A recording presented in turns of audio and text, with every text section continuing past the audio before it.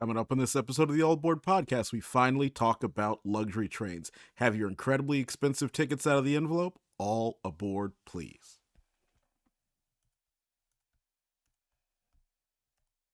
Now boarding on track number 8 is train number 1, the All Aboard Podcast, your twice weekly excursion into transportation excellence, and I am your conductor, Phil Bell, Enterprise B, PB Crisp, Mr. 645, a highly trained rail enthusiast who's just a little bit closer to becoming a highly trained broadcast specialist. And as always, I am blessed to hold the E. Hunter Harrison Chair here at the Bell Institute for Advanced Railroad Studies, where there are no degrees because the learning never ceases. And it is great once again to be back behind this, the Brunswick Green PLB microphone. Now, I had promised you for weeks and weeks and weeks that we would talk about luxury trains, and we will finally talk about luxury trains. So, the first thing to talk about is what exactly is luxury. And I think it's important to define the fact that luxury today does not mean what luxury did in years past, and that's for a variety of reasons. First of all,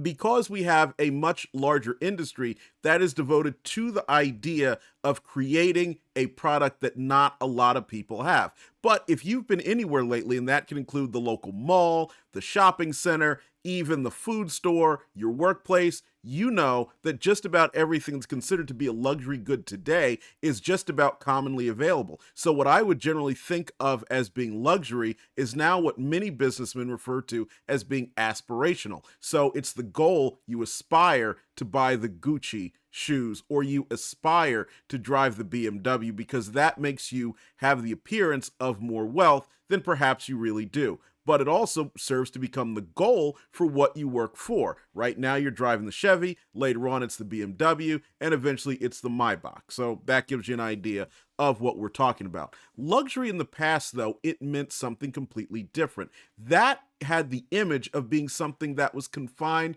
to the elite, the super wealthy, or simply someone at a social station where it was not what you had. So that's why a lot of the old trains that we typically consider to be luxury were those that were something most people would really view as being unattainable and never got into. So, for example, look at this Murder on the Orient Express, which of course features Hercule, I don't know how you pronounce that, Poirot, written by Agatha Christie. This is a poster from the 1974 version. And we are going to begin this month in April on the third Thursday of every month by reviewing a railroad-related movie. And this one, the 1974 version of Murder on the Orient Express, will be the first one that we do. So please stay tuned for that. Another example of what you might see considered to be luxury trains and why some of the older trains became very much, I guess you could say, desired, comes here from another one that's a little bit funnier but still is focused on luxury, and that is Silver Streak, starring, and I will make sure I get this right. I know some of you are going to kill me for this, because I am not always great with my movies, but that's part of the reason why we are going to start doing it. But Gene Wilder and Richard Pryor, the comedic duo who were so good in so many films, but Silver Streak was another one that did take the connotation of the luxury train and try to make it mainstream. And then there is one more that I wanted to highlight for you, and those of you who are watching on CP5 Cam can certainly see this, and this one is important because we will be discussing a little bit more, and this is North by Northwest, and what you see there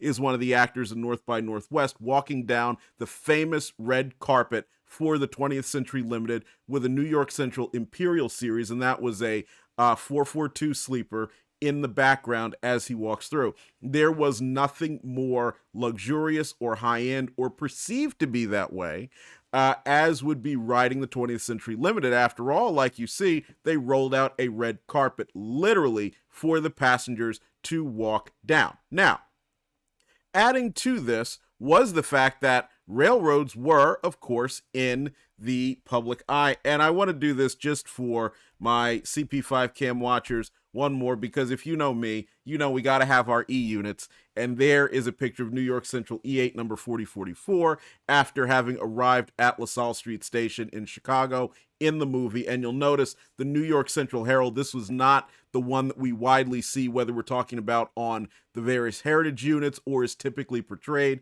but this has the word Central in script. And so that was more of an alteration that you would see, or I should say variation that you would see on these locomotives as the 1950s wore on. Now, getting back to the luxury train. So that gives you an idea of what it was.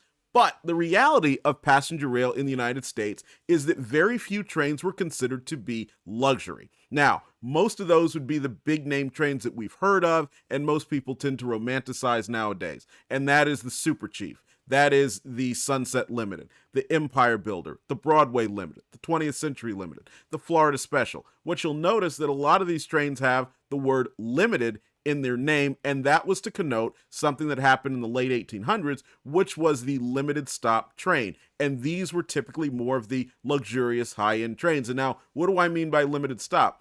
That meant that they did not stop at flag stops. Now, if you look in a timetable, whether it's an old timetable or a current one, oftentimes you'll either see a symbol of a couple of flags crossed, or you'll see a little F, a lowercase f. That indicates a flag stop, and what that means is the train will stop in the case that somebody is on the platform waiting for it. So as the engineer is running along, he will look to see if there's someone there. If so, he'll stop and they will be picked up. But the idea of the limited was, let's get the passengers from point A to point B faster. Let's find a way to, of course, charge them more for it. And then one of the ways you do that is by providing limited stops. So that was one of the ingredients that went into the luxury train. Another ingredient that went into the luxury train, or I should say came out of the mix, which helped make it luxury, is the fact that it was not a mixed train. Now, we've all heard about mixed trains, and of course in 2024, many of our fellow rail enthusiasts will romanticize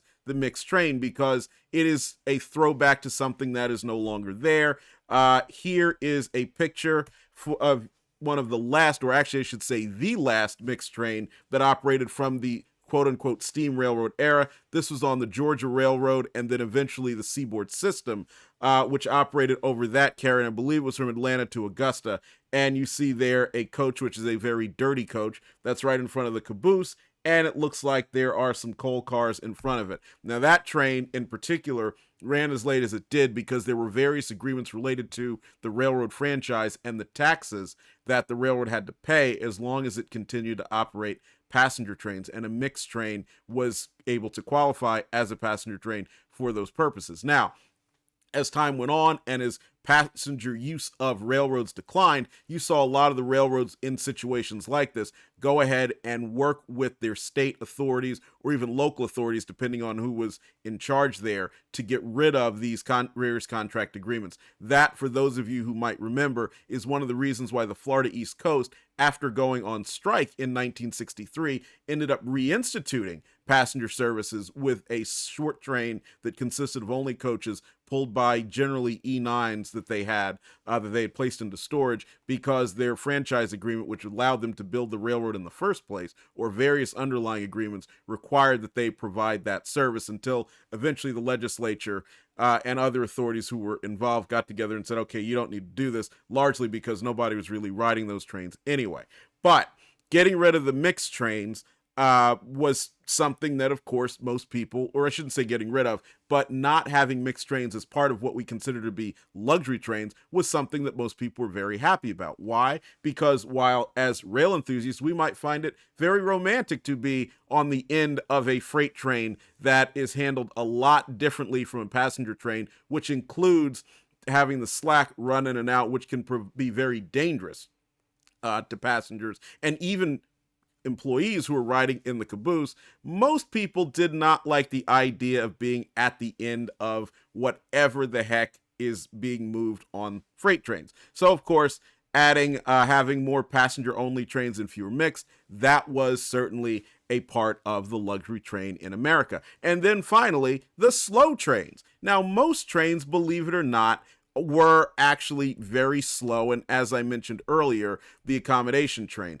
And so I want to give you a good example of that, looking at the Atlantic coastline from 1966. And 1966 was relatively late as far as private passenger rail was concerned, because as you know, in 1971, the vast majority of private passenger rail would go away and Amtrak would take it over. And what that meant was, interestingly enough, an end to many of these trains that served a lot of areas that were not part of major metropolitan areas.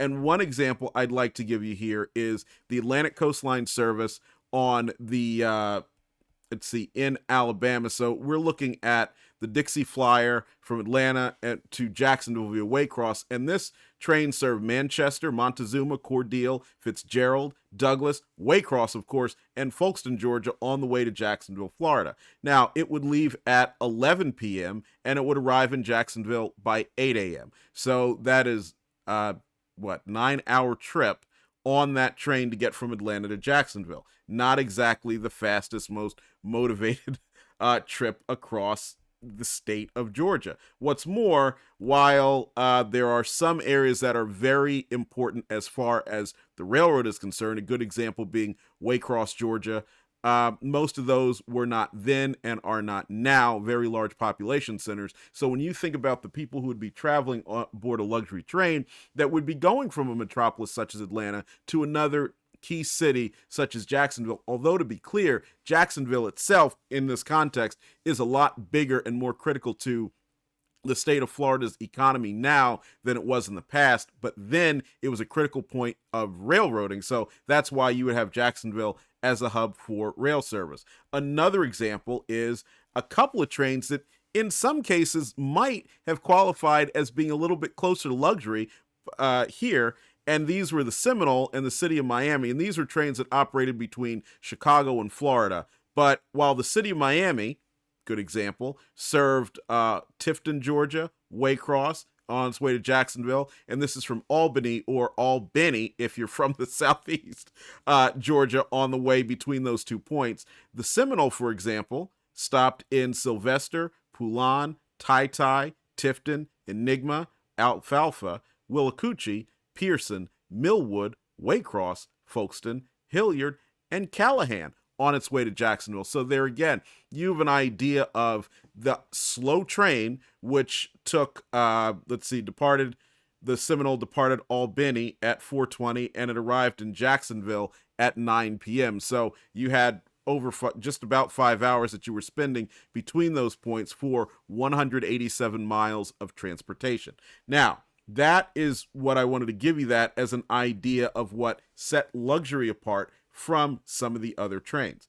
Now, before we get going a little bit further, I was really excited because as I looked through a lot of the literature out there, and I want to emphasize one of the best websites where you can go and find a lot of information on this is Streamlinermemories.info, which is maintained by the writer of, it's Randall O'Toole, who wrote the Streamliners, trains that we need, that we why the trains we love are not the trains we need, and that we reviewed a few weeks ago, and I'll include that in the show Bibliography there. In fact, that's what actually inspired this episode. I wanted to show you this from another website which has also chronicled a lot of railroads past, and this is President Ronald Wilson Reagan, then actor Ronald Reagan, aboard some of Union Pacific's trains, and he was used in a variety of the advertising there because the city of Los Angeles, which was Union Pacific's luxury dome liner between Chicago and Los Angeles, was reportedly his favorite train, although he did enjoy traveling on the Santa Fe too. So that was just one of the other parts that I wanted to include here about how important and how interesting the public consciousness was about the luxury train, because when you had somebody as important as an actor like President Reagan, who of course would then go on to become governor of California as railroads were declining, and then ultimately President of the United States, although he is hated by many rail enthusiasts, not me, but many, for supposedly wanting to get rid of Amtrak. But we're going to get more to that later when we discuss some of the modern day luxury trains. Now, let's get to historical examples of luxury trains. You've seen a lot of pictures, but let's give you an idea of what these trains actually looked like. The first here is the Empire Builder. Now, the Empire Builder operated between Chicago, Seattle, and Portland. Seattle, Washington, and Portland, Oregon. Now, what you see on the left side of your screen there is more of the latter day Empire Builder being operated by the Great Northern. And I've included this because I really do love the big SDs, and those were SDP-45s that the Great Northern had purchased to provide passenger power as some of their F units started to age. On the right, you see another one of the SDP-45s, in that case in freight service in Marion, Ohio. What some of the more eagle-eyed viewers will probably wonder or recognize is that it is an SDP-45 operating on the Erie-Lackawanna that had similar locomotives, SD-45Ms, which again, we're going to get to the difference in a future episode when we talk about EMD second generation locomotives. Now, the Empire Builder began operating in 1929 as a heavyweight train, and the reason why we say heavyweight is because of the construction of the cars. To be clear, heavyweight cars did not necessarily imply that they were incredibly heavy. Like any rail car, they are heavy. However, a lot of the streamline cars, which were viewed as being lightweight, in some cases could be heavier than the heavyweights depending on what was in them. It all depended upon the railroad and how the cars were equipped. Now, on its run between Chicago, Seattle, and Portland, now to be clear, it ran on the Great Northern over through the Cascade Tunnel and through a variety of its passes on the way to Seattle, and then at Spokane, a section would operate over the Spokane, Portland, and Seattle, which is an affiliate of both the Great Northern and the Northern Pacific, to get it to Portland, Oregon. What was so interesting about the Great Northern and what made it much more of a cruise train and a luxury train than a common carrier train was that it served the hotels, parks, and ranches that were built along the route and developed by James J. Hill, who is the Empire Builder himself, and the man who is best known from the Northern Securities Corporation case and the like, when he tried to take over both the Great Northern and the Northern Pacific and put them under one company, which eventually would happen when Burlington Northern was created in 1970. But at the time, this was viewed as being just a grievous evil because it was part of a trust. And this is, of course, where we get the trust busters, that era in American business from. One of the most notable places that the Empire Builder served was the Isaac Walton Inn.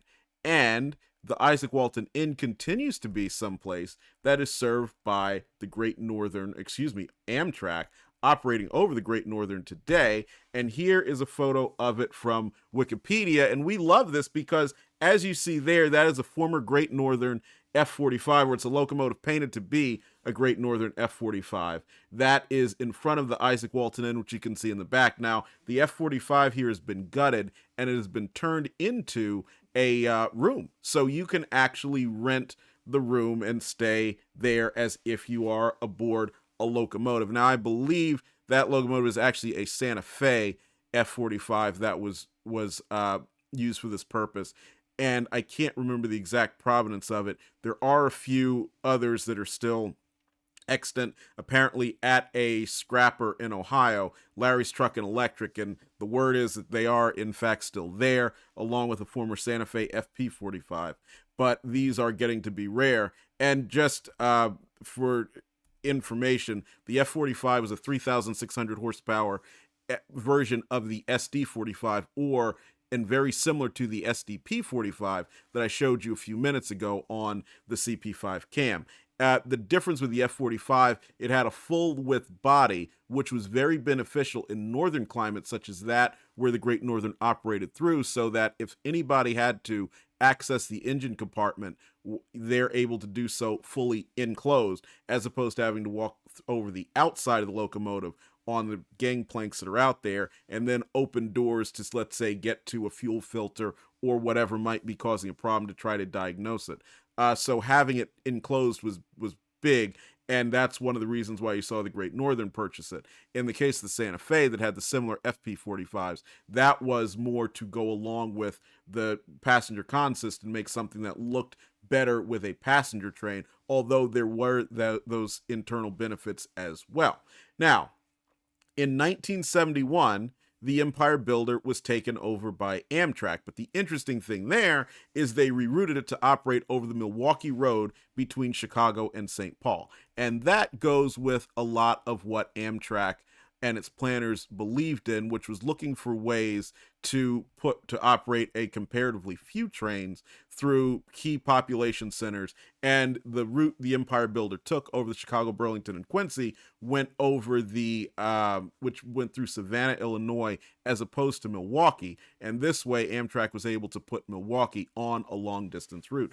And as I put there on the screen, you see a couple of Milwaukee Road E9s, including the number 32A, which is now preserved by Friends of the 261 and operating an excursion service there with some of the Milwaukee Road's classic equipment from the Olympian Hiawatha, another long-distance luxury train that operated in this market, in that case between Chicago and Tacoma over the Milwaukee's line. And behind it and a sister unit, you see a number of Great Northern and Burlington Northern painted cars, and that is a lot like what the train was in the early Amtrak era, the so-called Rainbow era. Now, you want to get an idea of what it cost to travel on the Empire Builder. Well, using the 1949 timetable through Streamlinermemories.info, Chicago to Seattle was $75.06 to travel first class, $64.35 intermediate, and $53.61 to travel by coach. Now, compared, what would that cost you in 2024 if the Great Northern were still doing this and they had not raised the price at all, adjusted for inflation? That first class ticket would cost you $986.99. Intermediate, $846.16, and $704.94 for the coach. So that gives you an idea of why Randall O'Toole, in his book, points out that railroading, passenger rail, especially as we love it, was not exactly widely used, or as widely used as we would like to think. It certainly was, because it was the primary means of transportation, but that tells you at those prices, it's going to be a big deal for somebody to say, okay, I'm going to get on the Empire Builder or even a secondary train, because bear in mind, with regulated rates, the price was the price. But if you wanted to travel in much more luxury, you would have to pay that first class fare, which was $75.06, and just for the Pullman lower berth, an additional $18.25. Now, that would set you back a little bit, $1,226.97. That's if you were going to go and do that today. Now, I did a little calculation here, which for Amtrak's prices, which I appear to have lost, but Amtrak would charge you roughly, for your coach, if you're going to go from Chicago to Seattle by Amtrak coach, it would only be $105, and the sleepers range from $860 to $1,385. And so what I did is set my travel out about a month and a half, because the difference here, aside from the fact that Amtrak is actually held down the rates relative to inflation, is Amtrak is also yield managed. So if you were going to try to book this, assuming there was some availability closer to the travel, it would be quite a bit more expensive. But that does give you an idea of what it looked like in order to travel on the Empire Builder, one of the luxury trains of its era, versus what it would take to do so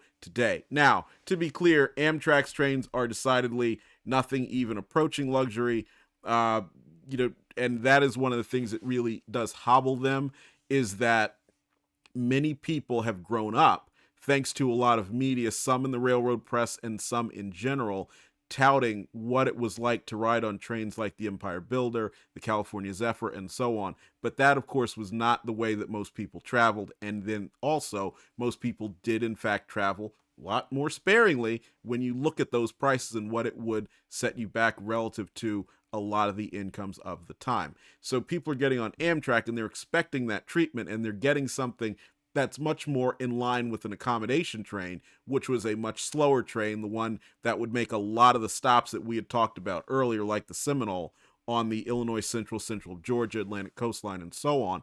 And they're surprised when they get the accommodation train and they pay what they think would be Empire Builder prices. And in reality, they probably are paying prices that are closer in line to a non-inflation adjusted cost, of what you would have paid in years past. Now, the problem, of course, is I do not at all defend Amtrak's pricing. I think it is quite high, and this is one of the big mistakes they make, is their insistence on continuing to keep the prices high, not relative to inflation, but high relative to the utility that the service provides, because as we know, air travel is so much cheaper. And also, the prevalence of rewards points and rewards miles with air travel means that not only are you rewarded for traveling by air because you're able to get from point A to point B a lot faster, but you're also rewarded because they make it easier for you to go from point A to point B yet again at a lower cost, thanks to those rewards programs, which are such good cash cows for the airlines that they actually provide more revenue and profit to the airline than the actual flying of the aircraft. So that should give you an idea. And Amtrak, while it does have a rewards program, it is certainly nowhere near as robust or widespread as those that you'll find at almost any major airline, except probably, of course, Spirit and Frontier. And so that gives you an idea of why, while Amtrak's prices are very low relative to the luxury trains, the actual luxury trains that we used to see in the United States, they are very high for the utility of the service that they provide today. Now, another train that we'd like to talk about is none other than the Silver Lady, the California Zephyr, which operated between Chicago and Oakland on the Chicago, Burlington, and Quincy, the Denver and Rio Grande Western, and the Western Pacific. Now, the Silver Lady is probably the most famous train aside from the 20th Century Limited in American history. And that's because it was almost from the beginning designed to be a luxurious tour train. It was never thought of as a common carrier passenger train, although it was that. And so when you consider that just about every coach, almost every coach in the train did have a dome there, that gives you an idea that the railroads that were operating it weren't really selling it so much for the average Joe like you and me, who might just need to get from Galesburg to, let's say, Denver. They were selling it for the purpose, for that family, for the person who's retired, someone who has the time and wants to really see the USA in the best possible way. Now, it began operating in 1949, and the interesting thing is it was slower than Union Pacific City of San Francisco, and that is one of the reasons why they started by marketing it as a cruise train. And so right here you have, because of course on this podcast we love our E8s, you've got a photo of it coming through on the Chicago, Burlington, and Quincy, the westbound version, in 1968 toward the end, behind 3 CB&Q E units. And so this gives you an idea of what the train looked like. What's more impactful for me even than the beautiful face of those engines is this view, which shows you how committed the carrier was, or the carriers were, to making sure the Silver Lady always looked first class. This is just a long streak of stainless steel, matching, Bud-style cars, fluting, you name it, from the beginning to the end. And you can see 4 of the domes right there in the beginning, and all of those were for coach passengers. However, in a nod to what railroading was in the era, as we get down here, you see the tail car rounded in with the dome, and this car also had, observation car is another term we use for it. It also had bedrooms as well contained there, in addition to the dome. What you see a couple cars ahead is a Union Pacific car. That's right, Union Pacific, from the competing carrier that was operating the city of San Francisco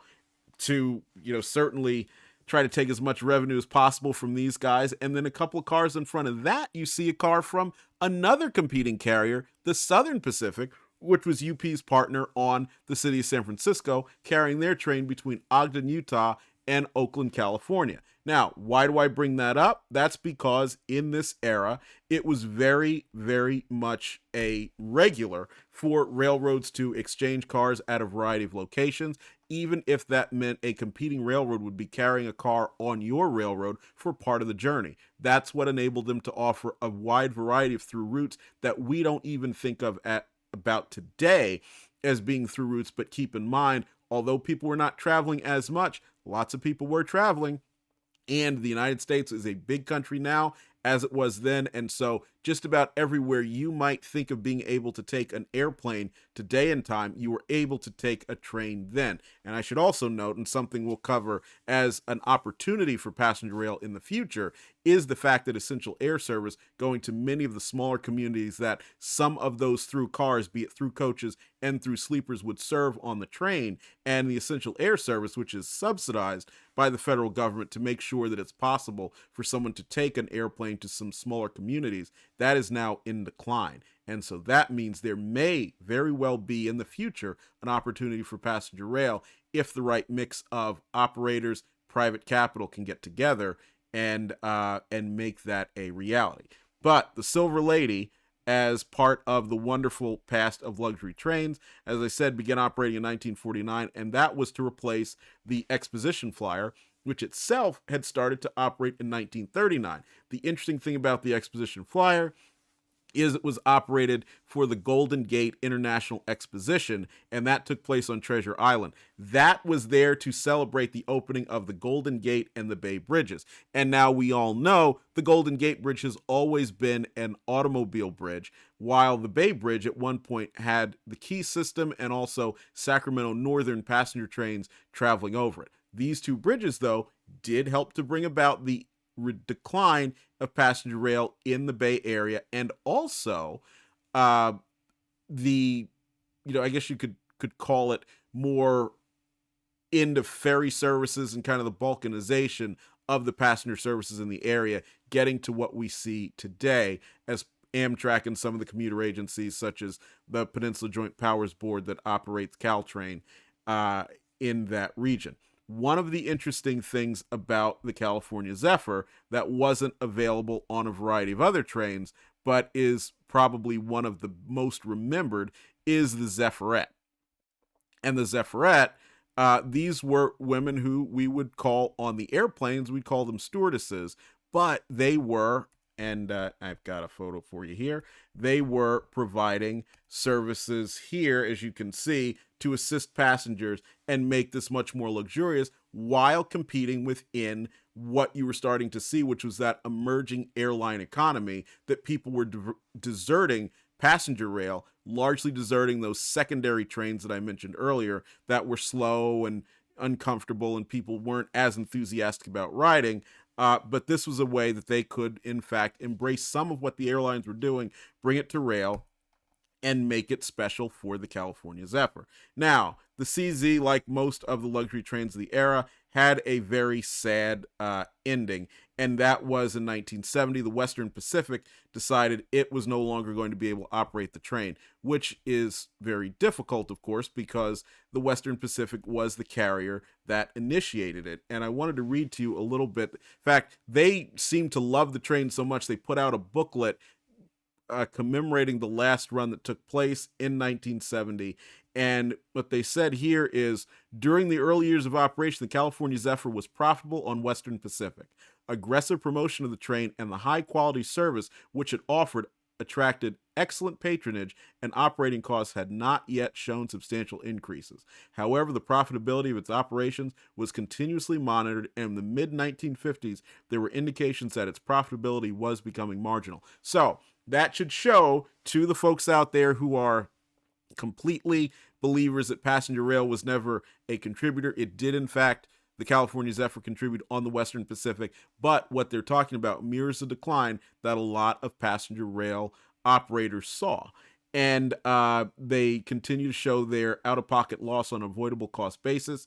In 1966, it was between 1 and 2 million, 1967, 1.2 million, 1968, 1.7 million, and 1969, 2.5 million. That was what the Western Pacific alone on the Salt Lake City to Oakland segment was losing just on the California Zephyr, just on that portion that it operated.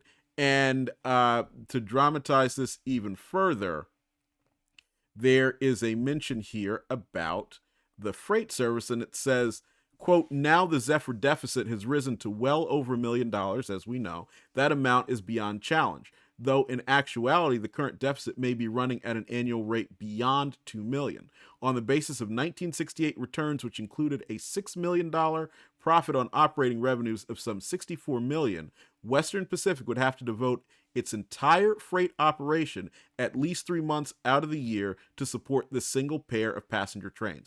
So, just to recap, they were losing so much money on the California Zephyr, again, just on the Salt Lake City, Oakland portion, and this is a train that they actually wanted to continue running, they would have to take 3 months of their freight profits in order to subsidize the losses that were being incurred by the California Zephyr. And if there is one more thing to point out here, and I do this not because it makes me feel good, but because I want you in the audience to understand really what happened.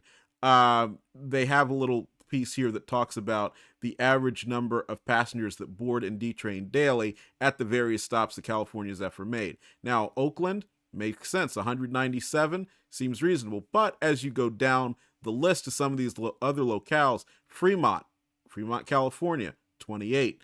Pleasanton, 1. Sacramento, the state capital, only 37. Oroville, 20. Ketty, 20. And then some of the smaller places, Gerlach, 1. Wendover, Utah, 1. Winnemucca, Nevada, 3. So that tells you how a lot of people really had, unfortunately, abandoned the train, and that is even despite this being such an exciting and well-run enterprise. And the interesting thing here is that they even quoted the Interstate Commerce Commission for praising the Western Pacific on how it operated the train. And bear in mind that the Interstate Commerce Commission was absolutely no friend of the railroads. And so it's very rare you're ever going to hear anybody that had to deal with the ICC or knows about it having said anything nice about them. But yet here, the Western Pacific actually wanted to point out that the ICC did in fact praise them for the quality of service they provided. But unfortunately, it had just reached a point where the vast majority of Americans were not willing to take the train. And I want to show you one more thing. This is a 1949 brochure that was put out about the California Zephyr when it was just being inaugurated. Now, what I thought was interesting is, of course, you see here, there are some illustrations of the then new Vista domes and a lot of discussion over it. An asterisk, though, says Vista dome cars embody the outstanding features of designs conceived by General Motors. So for those of you who did not know, the dome car, the famous railroad dome car, was in fact a product of General Motors and was actually taking a ride, one of the General Motors executives taking a ride on the Denver and Rio Grande Western, which the route, of course, it was part of the California Zephyr, and seeing the scenery came up with the idea to put a glass dome on top of a rail car, and this is what led to the dome car and to a certain extent the Sightseer Lounge that you might find on Amtrak today that rail enthusiasts and non-rail enthusiasts love so much. Now, what happened to the California Zephyr? Well, as I said, 1970, the Western Pacific pulled out and they ceased operating the train. In 1971, from 1970 until 1971, when Amtrak came along on May 1st, the Chicago, Burlington, and Quincy and Denver and Rio Grande Western continued to operate their portion as what was called the California Service. And in many respects, it was the same train, but it most certainly was not. It was not marketed that way. And as I understand, things started to get just a little bit in decline. 1971 comes along, this goes away. But that was not the end of the story, because Amtrak had planned to operate over the route of the California Zephyr, but the Rio Grande said no. They did not want Amtrak coming along and being on their tracks, so they continued to operate the remaining portion of the California service, which was originally the California Zephyr, until 1983 as the Rio Grande Zephyr. And there you see the Rio Grande Zephyr operating tri-weekly, originally from Denver to Ogden, and then eventually just Denver to Salt Lake City there. And the Rio Grande kept a variety of equipment, including some former Alco PBs, which it used as for steam generator cars, at least one of which you can find on Watco's Algoma Central up in northern Ontario. And to give you a little idea of what the interior looked like on the Rio Grande Zephyr, you can tell this is certainly a little bit of a come down from what things were in the California Zephyr days. I looked very closely at this picture, and you see that is the game Clue on the ground that's been scattered pretty much everywhere. But there were some elements of that luxury that did remain on the Rio Grande Zephyr. In 1983, they finally gave up the ghost, decided they were not going to continue operating the train, and Graham Claytor was able to do what he had hoped, which was to reroute the San Francisco Zephyr, which was originally the city of San Francisco, over the Rio Grande, and this is how the California Zephyr returned as now an Amtrak train and has been on that route since 1983. Now, we couldn't talk about luxury without going to the East Coast. And the East Coast is where the Pennsylvania Railroad and the New York Central really did set some standards that most people have really wanted to see come back to passenger rail in some form or another. And we'll start with the Pennsylvania Railroad's Broadway Limited. Now, here you go, the Broadway Limited operating between New York and Chicago over the Pennsylvania Railroad's 907-mile route that ran through Philadelphia. Now, this train was originally numbered 28 and 29, and that will be important later, ran through Philadelphia and Pittsburgh on the way to Chicago, and at its peak, operated on a 16-hour schedule. Now, what's so interesting is you're probably thinking, of course, that makes sense that Pennsylvania would name a train the Broadway Limited because it served New York City. That's where Broadway is, right? Wrong. They did not name it for Broadway. They named it for their 4-track Broadway, which went across this Commonwealth of Pennsylvania. And so you probably remember that in the 1980s, L. Stanley Crane became the CEO of Conrail, and he famously decided, we're going to take one track off of Horseshoe Curve. That was part of the Broadway, and that was what brought an end to it. But the Pennsylvania was so proud of its very extensive high-capacity main line that it named its primary train, or its flagship train, I should say, after that line. Now, it was downgraded in 1967 when it was combined with the General, which was another train that operated between the same points. And at that point, it was no longer considered luxury because it was no longer all Pullman. And that was one of the hallmarks of a lot of the Eastern luxury trains, such as the Capital Limited, obviously the Broadway Limited, the 20th Century Limited, and the Florida Special, and Orange Blossom Special. These were all Pullman, and that meant no coaches. Coaches were seen as probably being coach passengers, were seen by many railroads as being kind of the lowest form of life, probably even lower than rail enthusiasts like me. And so they were not exactly treated well, and that's how you'll get things like the title of the famous book by Peter Lyon, To Hell in a Day Coach. Day coaches were not something that you wanted to be on. Pullman cars were something that you wanted to be on. Therefore, if you were going to ride and go someplace exclusive as a high roller, you were taking a train like the Broadway Limited. The only problem was there weren't a lot of people that rode the Broadway Limited, and there are a lot of anecdotes out there that while the Broadway was the Pennsylvania Railroad's flagship, patronage was very, very light.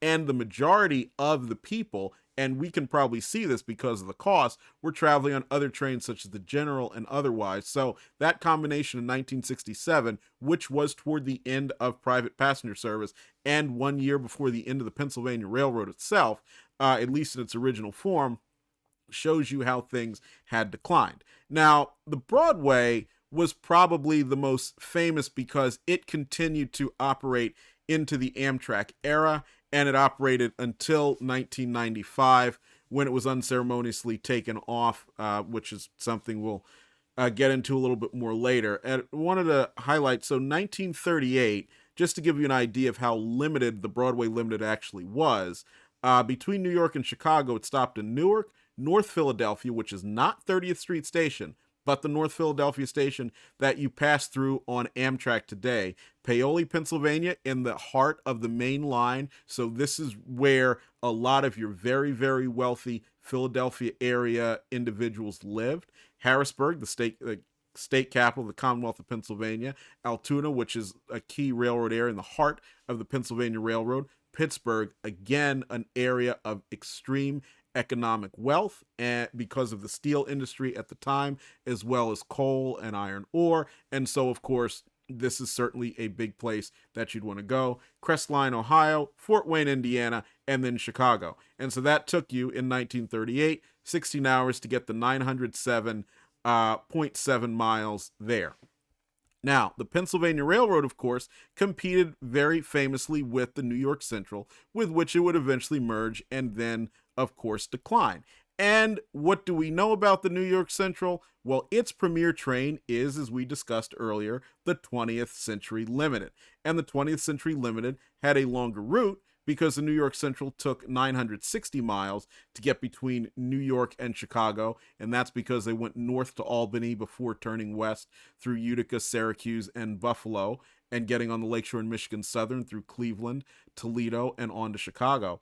But as you can see from this article in NewYorkSocialDiary.com, most certainly not a rail enthusiast publication, this was emblematic of what you would see on the 20th Century Limited and why it became and still remains one of the most famous trains ever. Again, there's that red carpet that they would roll out in Grand Central Terminal for all of the passengers to walk down in order to board the train. And then, of course, there is an example of the matchbook cover, which looks very similar to the carpet itself. And then once you're aboard, and this is actually one of the images that I enjoy the most, is you see the employees actually rolling that carpet out and what it took there. But once you get aboard, you look at the form of dining, and these are certainly not the average Joes of the world aboard this. These are the American elite of the day, not just movie stars, but leaders in business, industry, and so forth, wealthy families and the like aboard the train. And then you also see what it was like in the lounge cars. This is the kind of place where you would go and actually enjoy a drink, as we kind of expect that you might be able to do at high-end locations today, such as casinos and the like. Of course, we all know it's not quite like that, but that's the way it was on the 20th Century Limited in its day. Now, the Century was able to get there a little bit faster. At its best, it did about 15 hours and 45 minutes, and it had a similarly short small number of stops. Now, June 24th, 1956, the 20th Century Limited stopped in Harmon, New York, and that was important because that's where it exchanged electric locomotives, which generally the P2 or the T series, for diesel locomotives, the E7s and E8s, Albany, New York, and then Chicago. Now, of course, they would make other stops in the middle to change crews and the like, but that gives you an idea of how quickly and how important it was to move these elite from hub to hub. And that schedule was 15 hours and 45 minutes, average speed of 61 miles an hour, which is very high, even high today for a passenger train, because as you know, average speed is tough to have it be very high because average speed factors in station stops. So every time you stop at a station or stop to do a crew change, the average speed goes down to 0. Now, one more thing I want to show you here, because we'd be remiss if we didn't. This is a race between the 20th Century Limited at right, behind one of the Henry Dreyfuss streamlined New York Central Hudsons, and at left, Pennsylvania Railroad's what they called the big engine, the S1 duplex, the 6446. Now, it was well known that the 20th Century Limited and the Broadway Limited departed Chicago at roughly the same time. And so was possible to see them actually racing to get to the next station stop, which was Englewood, Illinois, just south side of Chicago, where they would briefly call. Now, as I mentioned to you, some of these stops were not always in the timetable, and some of the stops are not included in the timetable, and they did vary over the years. That's important to remember as well. But that gives you an idea of what it was like to travel in luxury in the era prior to Amtrak. So I hope you've enjoyed this and hope you understand now a better picture of what rail transportation was in the pre-Amtrak era. And before I go here, I mentioned how the Broadway Limited was combined with the General in 1967, and that added coaches. The 20th Century Limited was actually downgraded earlier, and that was 1958 when it was combined with the Commodore Vanderbilt, and then it was no longer a luxury train. And that is not the Commodore himself, but the passenger train, New York to Chicago, Commodore Vanderbilt. So, passenger rail is and was a complex subject, but the luxury trains were very real, and they were very much something different from what we have found today. There was an attempt to bring this back, the American European Express, which started in the late 1980s. We're going to get to that on Wednesday with the next episode of the All Aboard podcast, where we talk about luxury trains in the 80s, 90s, and today, as they might say, on a radio station. So, please add your comments, your thoughts, your memories if you were lucky enough to travel on any of these trains or had parents or relatives who did. I know one of my coworkers told me about riding the California Zephyr, and I was instantly jealous of her. So we know some of you out there. Put that in the comments. Thank you for choosing All Things Trains, and we will see you down the main line.